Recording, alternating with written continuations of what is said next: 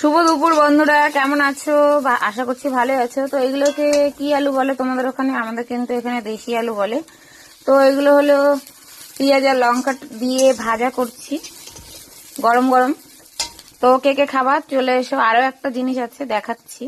এটা হচ্ছে বেগুন আর আলু দিয়ে, ধনিয়া পাতা দিয়ে, ইলিশ মাছ দিয়ে হচ্ছে ঝোল করছি একটু। আজকে ডালটা করিনি, কারণ প্রত্যেক দিন ডাল করি, ভালো লাগে না। আর এইখানে আছে টিফিন বাটিতে কটা মাছ ভাজা, আমার মেয়েরা খাবে ভাজা মাছ। তো দেখো, আর দেখাচ্ছি আমার ছোট্ট বেবি কি।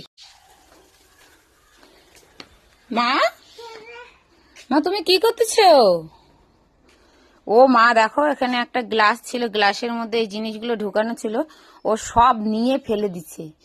মা একটু হাই করে দাও তো, হাই করে দাও। আর গরম গরম আলু ভাজা, হাই, গরম গরম আলু ভাজা আর হলো তরকারি।